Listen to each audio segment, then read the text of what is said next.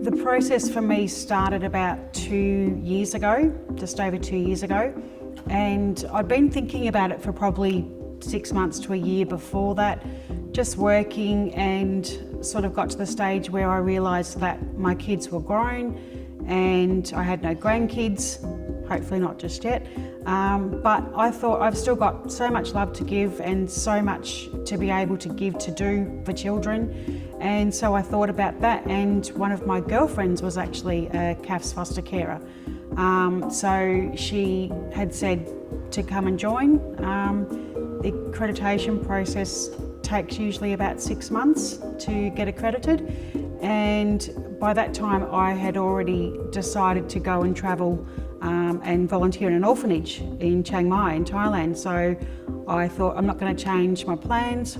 I did that, went for a few months, came back, and I was probably in the country about 4 days, and they called me to say that they had my first child to look after, who happened to be a 4-week-old baby.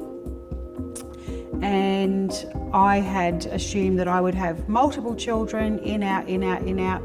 And I ended up having my baby for 14 months. So she ended up being a long term. It's sort of hard because I can't give a point of view of I've had 10 or 15 children and this is, my experience. But my experience just having the one child has been so amazing. My foster baby has literally been integrated into my family and treated as one of the grandkids, as one of the cousins. And I've been able to, make a huge big photo album for her so that wherever she is, wherever she goes, she's got that, and with little words beside it, and this is what you were at 4 weeks old. And at 4 weeks old, when I picked you up, we went to the beach for 2 weeks, and you camped on the Murray, and you did this and you did that. So she's got, her first 14 months that I was with her in a photo album. CAFS case managers, the practitioners there are just beautiful.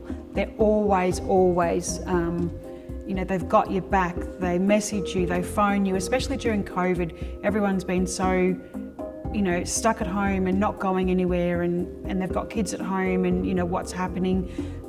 They're always phoning to say, are you okay? Do you need anything? Do you need us to drop anything off? Wonderful, wonderful people. So I've certainly been very lucky there.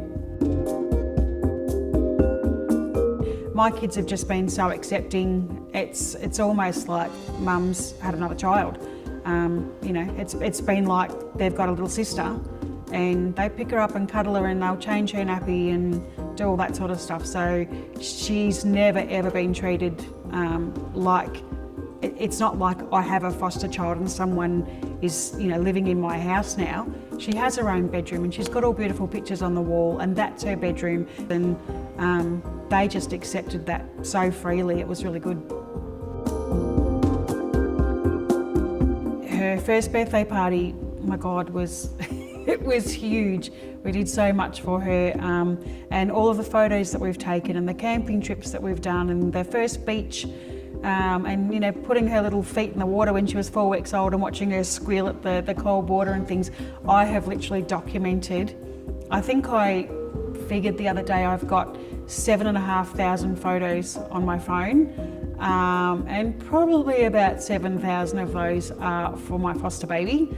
And I'm eventually going to get myself sorted out with more of a big, huger album for her that she can have as she gets older, to see what, her life's been up until now.